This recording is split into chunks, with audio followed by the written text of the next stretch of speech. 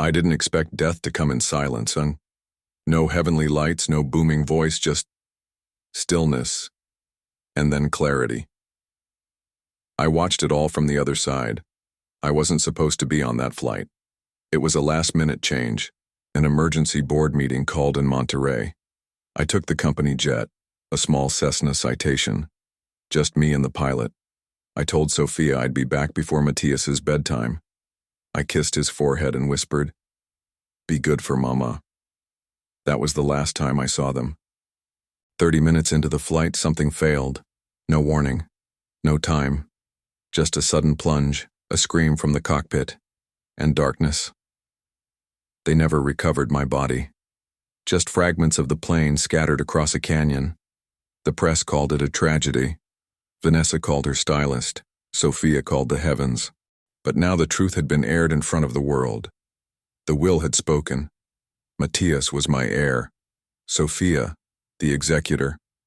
And Vanessa, dethroned, disgraced, and boiling with humiliation. The aftermath was immediate. Vanessa moved out of the estate under court order. She was escorted by security, her belongings boxed by staff who once feared her. Not a soul volunteered to help. "I'll fight this," she warned the cameras. "He was my husband, that peasant girl tricked him." But no one believed her anymore. Not after the DNA test. Not after the marriage certificate filed quietly in Oaxaca 5 years ago. Sophia didn't gloat. She signed paperwork. She met with lawyers. She sat quietly in boardrooms as old white men muttered apologies and tried to hide their shame. She didn't need revenge. She had something better. Truth. And power. What no one expected, though, was Richard's journal. It was my mother who found it, hidden inside the base of an antique globe in my old study, bound in cracked leather, with my initials engraved beneath a small sun symbol. She handed it to Sophia. "No one else should read this first," she said. Sophia waited until Matías had fallen asleep. She curled up on the corner couch in the guest wing and opened it. The first entry was dated 6 years ago. "I never meant to live 2 lives, I just didn't know how to leave the first without destroying everything. Vanessa was a decision made by my father. Sophia was the choice made by my heart." She read for hours. Every entry, every torn page, notes from Mexico, sketches of her garden, letters to Matías he would never read. And then she found it. A sealed envelope inside the back cover. It was addressed to her. "If you're reading this, it means I didn't make it home. I was going to tell you all of it, I just needed time. I was trying to make it clean, but there's no clean way to break a lie this big. You weren't my secret. You were my peace. And if I could do it all again, I'd start with you. Only you." Sophia sobbed for the first time in days. Not from grief, but release. Meanwhile, something was stirring in the background.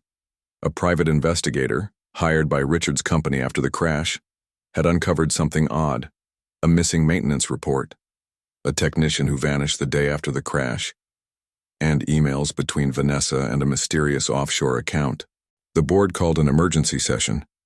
Vanessa, it seemed, might have had motive and means. Was it just a mechanical failure? Or did someone encourage the fall? Sophia wasn't told, yet. The board didn't want to shake her trust. But the questions loomed. And then the unthinkable happened. A man arrived at the estate, bruised, thin, and barely able to stand. He carried a duffel bag, a torn pilot's uniform, and a secret. "I was on that flight," he whispered to the guard. "My name's Elias Rivera. I was the pilot. I survived." To be continued. The moment Elias stepped onto the estate grounds, everything shifted. His skin was sunburnt, his hands trembling. He hadn't eaten properly in days, but his eyes, sharp, haunted, heavy with truth. The security team alerted Sophia immediately. She came down barefoot, holding a glass of chamomile tea, expecting to dismiss a scammer. Instead, she saw his face and dropped the glass. "Elias?"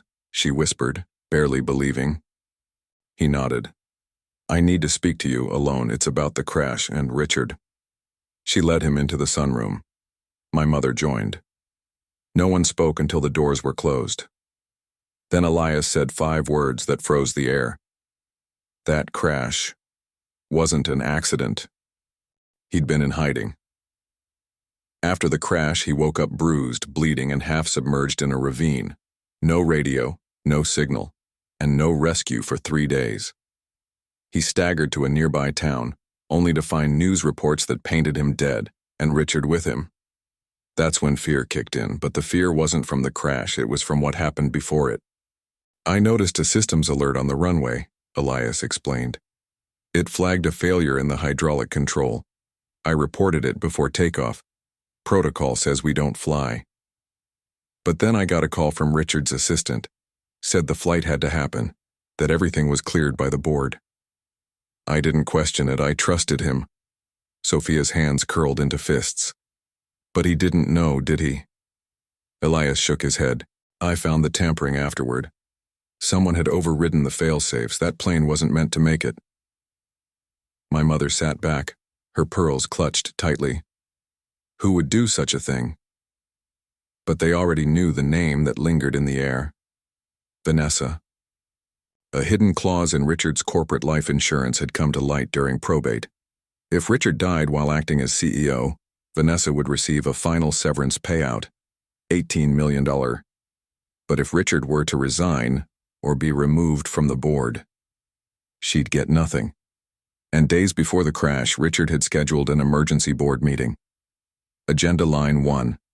Proposal to retire from CEO position to focus on family. Vanessa knew.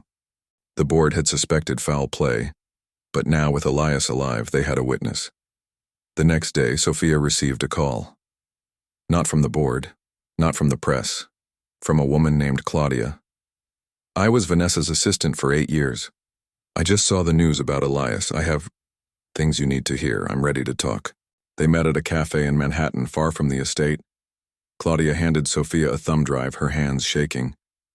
It's all there, she said. Emails, call logs. She didn't just want Richard gone, she planned it. Down to the minute. Sophia blinked. Why come forward now? Claudia looked away. Because I didn't think she'd actually go through with it. Back at the estate, Matías was playing with toy airplanes in Richard's old study.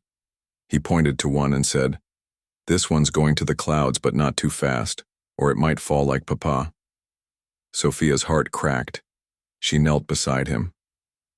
"Not this one," she whispered. "This one flies strong." But her heart was heavy. Because now, she had to decide, expose Vanessa publicly and ignite a scandal that would follow Matías for life, or protect her son's future by burying the past. Meanwhile, Vanessa had disappeared, left her rented villa, canceled her cards. No word, no trace. But someone was watching her. Carlos. And he had plans of his own. To be continued. Vanessa hadn't vanished. Not really. She was hiding in plain sight, holed up in a luxury estate in the Florida Keys, bought under an alias just weeks before the crash. A quiet, oceanfront escape with imported French wine, a closet full of silk, and no mirrors. She couldn't look at herself anymore. But she wasn't alone. Carlos was with her. At first, he'd followed willingly. But once the money stopped and the cameras turned cold, he began to see her differently. "You promised we'd run the empire together," he snapped, pacing the marble floors. "You said once Richard was gone, everything would be ours." Vanessa sipped her wine. And now it's in the hands of a child, a farm girl with a sob story and a baby who looks like him. Carlos's jaw clenched. "You killed a man for this, and now you're hiding like a scared rat." She didn't deny it. She just laughed. But Carlos? He wasn't laughing anymore.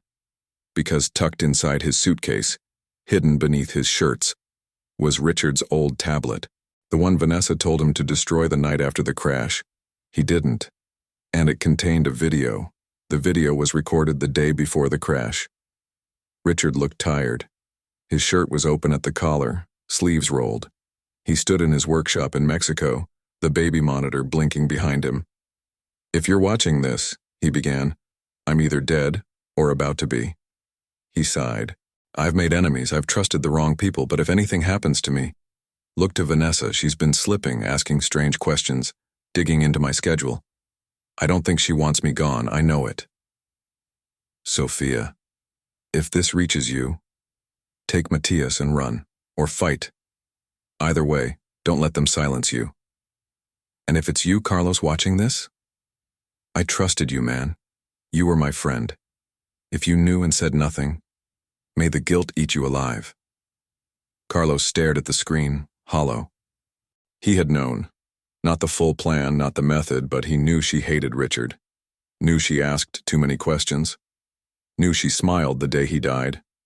And now he held the proof. A digital confession. The power to end her. Back in New York, Sophia sat with Elias and Claudia in the boardroom.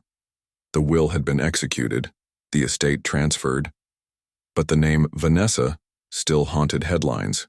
People deserve to know the truth, Claudia insisted. No, Sophia said. Matías deserves peace, and I won't drag his father's name through a tabloid circus. But then, the envelope arrived. No sender, no return address. Inside, a flash drive. And a note. He recorded this for you. Decide what to do with it. See. She plugged it in. And there was Richard, in that same workshop, in that same shirt, looking into her soul. Sophia, mi corazón, I don't know how this ends, but I need you to know. You were real. You were my truth. Everything I built, everything I left behind, it was never as real as you, barefoot in our garden, laughing with Matías. I lied. I failed. But I loved you. And if I die with you as my last thought. Sophia collapsed into the chair, silent tears running down her face. Richard had known. He'd felt it coming. She didn't tell the board. She didn't tell the press, but she did one thing. She sent the video to one person. My mother. And the next day, Vanessa's face was splashed across every major news outlet in the country. Not because of a scandal, but because of a woman's final revenge. My mother had leaked the footage herself. And that's when things got dangerous. Because Vanessa didn't just want her power back. She wanted Matías. The video changed everything. Vanessa was no longer just a fallen socialite or the widow of a scandal. She was now the suspected orchestrator of Richard's death. Though there wasn't enough to prosecute, yet public opinion turned vicious. Brands dropped her. Friends ghosted her. The media hounded her every move, but she wasn't finished. She filed a lawsuit for custody of Matías. The papers landed on Sophia's doorstep on a rainy Tuesday. Bold, cold, and utterly surreal. Petitioner Vanessa Hamilton claims biological paternity of minor child Matías Hamilton. Requests immediate guardianship due to concerns over child's environment and mental stability of mother. Sophia read it twice, then a third time. Her hands trembled, not from fear but fury. She wants my son, she whispered. She wants your legacy, Claudia corrected, standing behind her. Matías is the only path back to power she has left, and she's desperate. The courtroom was brutal. Vanessa arrived in all white. Her new PR team called it rebranding innocence.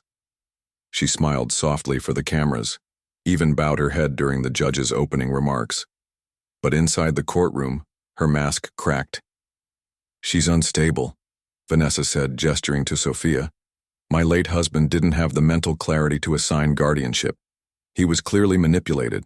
Look at the timeline. A secret marriage abroad? A hidden child? Sophia didn't flinch. She simply opened her handbag and pulled out a worn leather-bound book, Richard's diary. She placed it on the table, page bookmarked with a torn piece of ribbon. The judge raised a brow. What is this? Sophia's voice was steady. His handwriting, his truth. The page read, Matías said his first word today. Papa. I don't deserve him, or her. I'm two men, and neither of them is whole. But when he looks at me, I want to become someone I'm proud of. someone who stays. The courtroom fell silent, but Sophia didn't stop there. She produced a notarized letter, signed weeks before Richard's death, requesting Matías's name be added to his estate formally in both countries. Vanessa paled. The judge recessed the case, ordering a formal handwriting analysis and psychological evaluation for both women. Outside, cameras swarmed, but Sophia didn't speak. She walked past Vanessa without a word, without a glance, holding Matías's hand. Vanessa hissed, "You won't win." Sophia turned, finally looking at her. "I already did."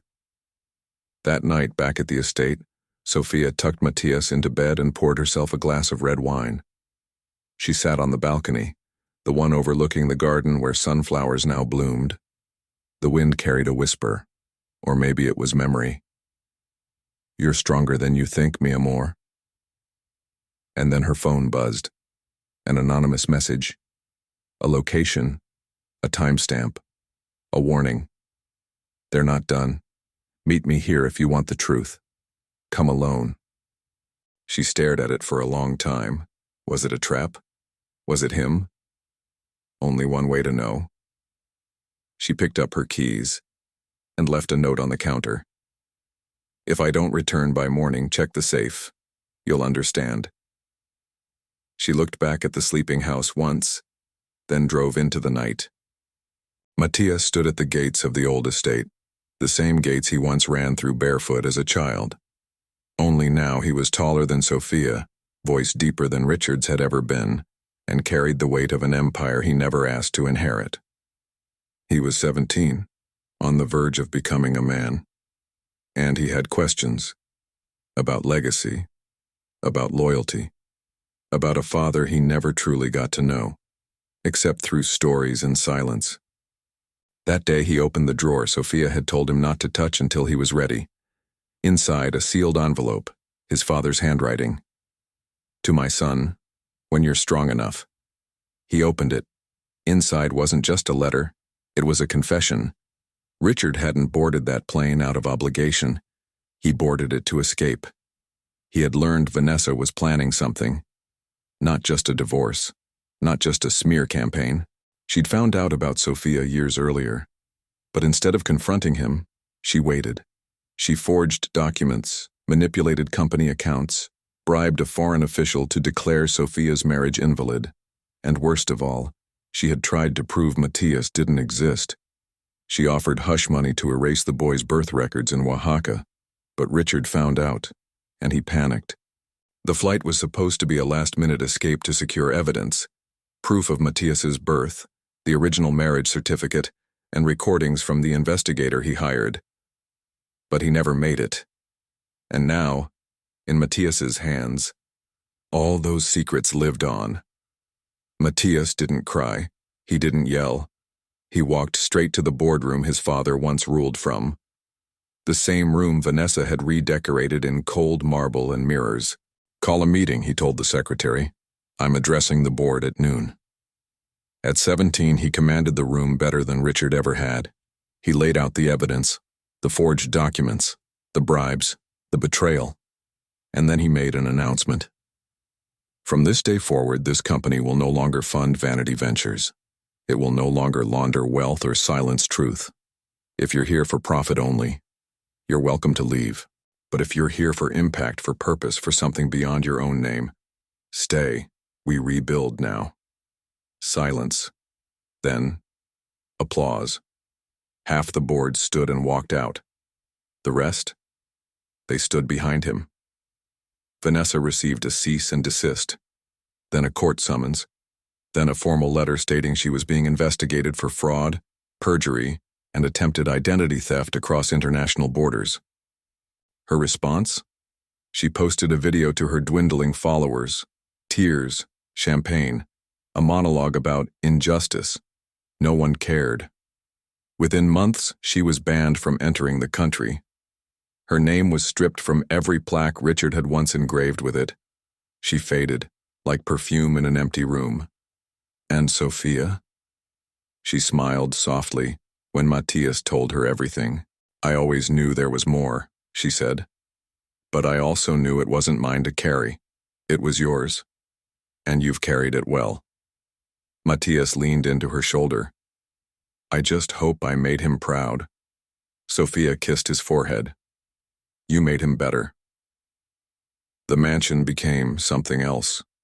No longer a symbol of power, but of healing, of reinvention. Matías donated the old master bedroom suite to a foundation for displaced families. Sophia continued running the education wing, and every spring they planted more sunflowers, one for every year Richard had been gone. It was never about revenge, never about erasure. It was about truth, about choosing peace even when chaos offered itself like a crown. And as for me, I was never the man I should have been.